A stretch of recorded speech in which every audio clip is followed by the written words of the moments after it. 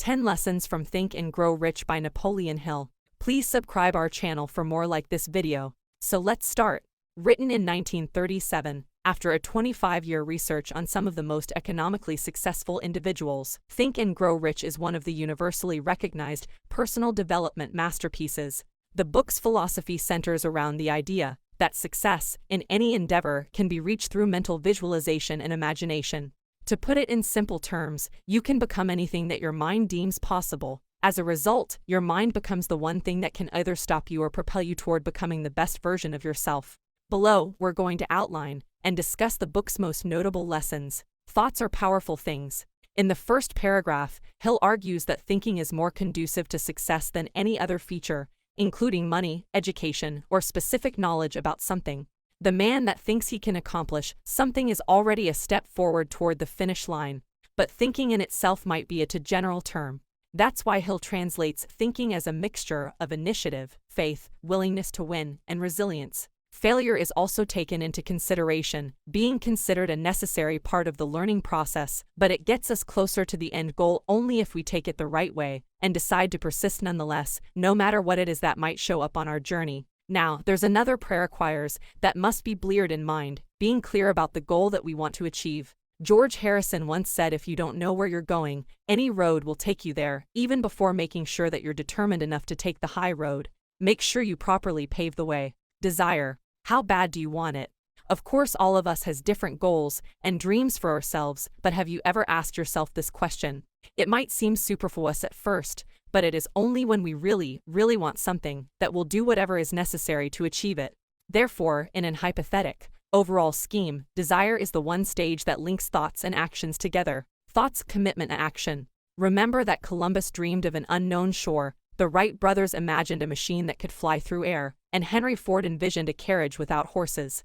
These people had two things in common. First, they were resilient enough to overcome other people's critiques and repeated failures in their attempts. Second, they had a vision that was clear enough, and that, with the combination of a burning desire, inevitably led them to success. Therefore, it is only when you completely burn all the bridges that are holding you to the past and start thinking in a different way that you can win in life. You can have either excuses or results, not both. Hence, be willing to cut them off before they become a real impediment to your personal growth. Faith. Faith, in Hill's words, means convincing yourself that your goal is achievable. And faith can be trained and improved through self-suggestion. If you believe in something or have a specific end in mind, practice convincing your mind of the opportunity to realize that goal, and after a while, your mind will start to subconsciously act on behalf of your belief system. In a nutshell, you become what you think about. Faith is the great equalizer. In a lot of cases, it is the cause of misery and failure, but becoming aware of its power and steer its force toward meaningful aims oftentimes makes all the difference in the world. Purposefully avoid negative emotions and focus all of your energy on positivity. This world is now more abundant than ever, and we have no excuses, none, for not realizing our fullest potential. Hill also mentions the importance of writing your goals down, repeating them day in and day out for 30 minutes a day, and promising yourself that you'll be relentless in their pursuit. Actually, he suggests a detailed process for injecting both ambition and faith into your goals. This process includes going into a tranquil place where you know you won't be disturbed. Close your eyes and repeat out loud your affirmations. Repeat the affirmations every day and night. Put a copy of your affirmations in a place where you can see them every day and read them both before going to bed and when you wake up. However, half-heartedly repeating your affirmations doesn't make any sense. Make sure that, while you do repeat, you can feel and sense your goals as already accomplished. Stretch your imagination to the max and put emotion into your thoughts. Specialized knowledge. Hill proclaims that there's two types of knowledge. General knowledge, which is definitely more popular, especially among university professors. It is, though, not very useful for the accumulation of wealth. Hill himself says that there's no such thing as knowledge is power. Rather, he calls it potential power. It becomes actual power only when intelligently directed through specific plans of action and a well-defined purpose. Specialized knowledge, necessary for success. If you're not specialized about the products or services you sell, chances are you're never going to be wealthy or successful in any endeavor. This type of knowledge can be acquired very easily through different sources, not only schools and universities, but also libraries, specialization courses, online materials, even some form of cooperation with others represents a higher form of knowledge. Education doesn't stop on graduation day, and those who believe that are eternally condemned to mediocrity. Imagination. If there's one quote that completely reflects the theory upon which this book is based, it would certainly be that of Albert Einstein. Imagination is more important than knowledge. Knowledge is limited. Imagination encircles the world. As men, we can translate thoughts into things. We can create anything that our mind conceives and deems possible. It descends that our mind can be both a blessing and a curse, our greatest ally or our worst enemy, while, if properly directed, our mind can function as a catalyst for progress and development. A contaminated one will surely harm us and make us victims of our own existences. Hill states that imagination can take the shape of synthetic imagination. Through synthetic imagination, our mind works mostly through our past experiences, successes, failures, and the like. Its job is just limited to finding new combinations with past material. Creative imagination. This is the form of imagination in which impressions and inspiration take place, and it works only when our mind vibrates at a higher rhythm. Creative imagination can be stimulated by a strong desire and a clear and well-concocted plan. When we think about the future in terms of opportunities, sketching the various outcomes that our actions might drive us towards, we discover a source of inner energy that will almost instantly make us more prone to work the plan and stick with it through and through. As this volume recurrently points out, ideas can be turned into wealth pretty easily if accompanied by great strategies and rigorously organized plans. Hill goes as far as saying that hard work doesn't even matter when there's a great plan in place, but that's a different story. Are you a decision maker or a procrastinator? Procrastination is probably one of the main reasons most people aren't satisfied with their lives. Procrastination means giving up on yourself. It means paying too much attention to others' opinions about you and the possibilities in your life. It means looking at successful people and asking yourself what if, when it will probably be too late to change something. Well, I'm here to tell you that taking action equals making decisions. What you want your life to look like. Go out there, draw your ideal life on a piece of paper, and, after comparing your potential life with your current one, provide yourself what's currently lacking, be it more resources, more positive associations, or more powerful routines and habits. Spend the rest of your natural life waking up and going after your goals. Remember that everyone has opinions, even people who shouldn't. And the sooner you grasp this, the faster you can decide to not put up with people whose aim is just that of bringing you and your dreams down. Well done is well said. Go out there and do something, then excuse yourself. Not the other way around. Listen to everybody's opinion. Damn, be respectful to them. But remember they're just opinions.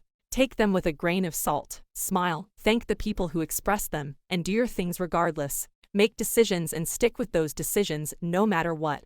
Mastermind Alliance. So you have vision, desire, faith, knowledge, and imagination. What's next?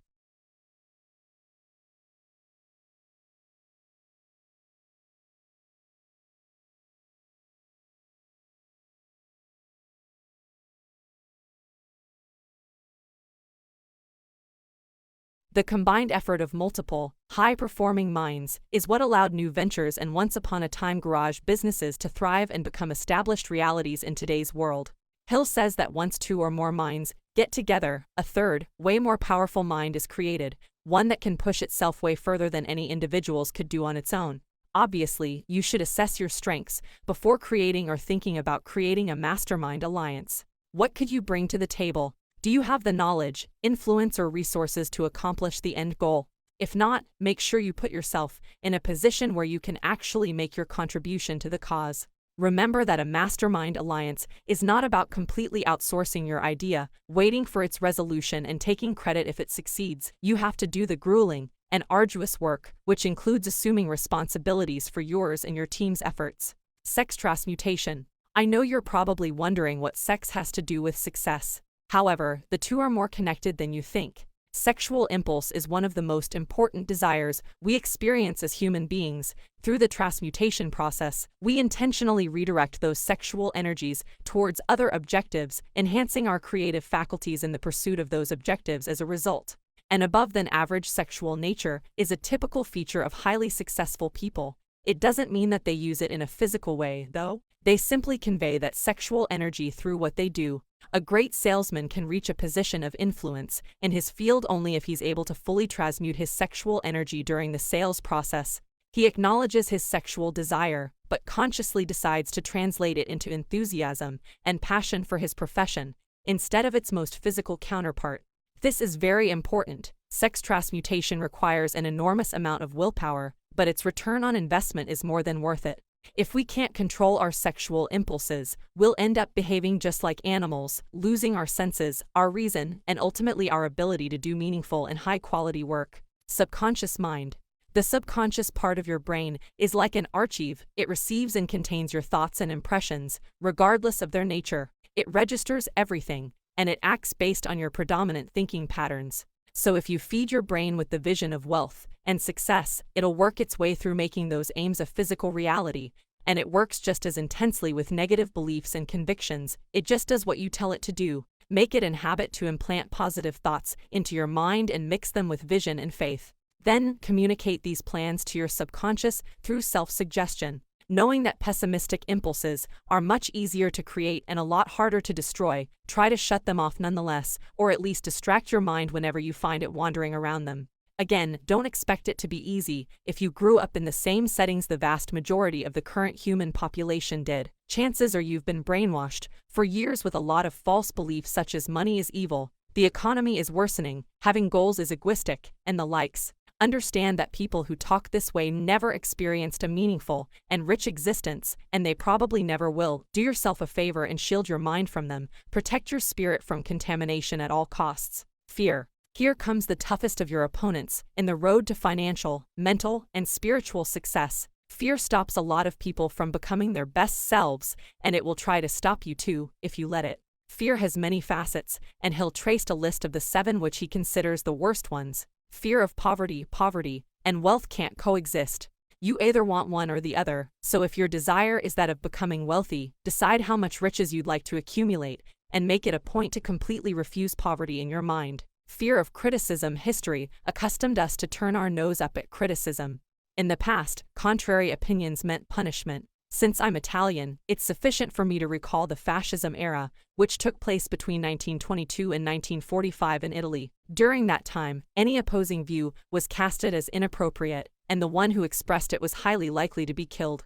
Years later, thankfully, the situation is completely different. Yet when it comes to expressing our point of view, be it divergent or not, our minds are just as frightened as they would have been back in the day. Critics can have a profound effect if conveyed in an exaggerated quantity, especially to younger individuals. It can rob them of power, self-confidence, and independent thinking. Fear of ill health. This fear, in my opinion, stems from 2 sources. The first one is represented by the opinion of those negative people that surround your life. It seems like they enjoy being cynical and pessimistic just as much as they hate living life to the fullest, and this spread negativity sooner or later will affect you and your thought pattern, making you increasingly likely to constantly overthink about negative outcomes in your own existence.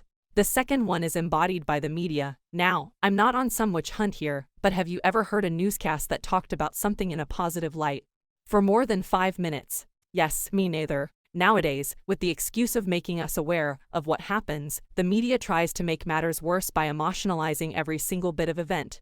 And this, of course, makes us more pessimistic and ill-minded. Fear of lost love. Fear of losing a loved one is one of the most common, yet most terrifying for some, feelings that can be experienced.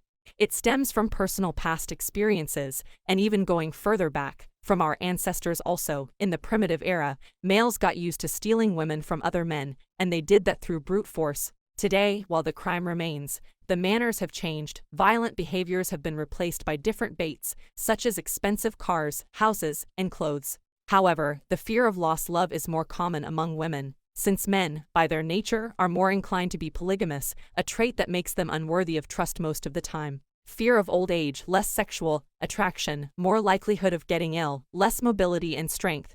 These are all natural consequences of old age. Instead of taking the elderly years of our lives as a chance to gather more acuity and life experiences, some of us refuse to acknowledge the positive side of aging, living in constant fear of its arrival as a result.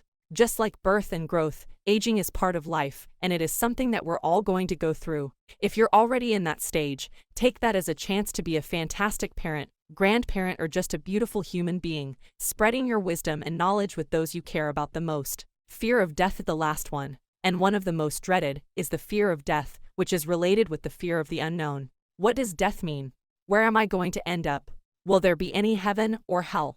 These are all legit questions, but we can't and will never know the answers. Death is a mysterious, unpredictable event, and unpredictability scares us. At the same time, though, being afraid of death is useless. Death is necessary, and like aging, no one ever escaped from it.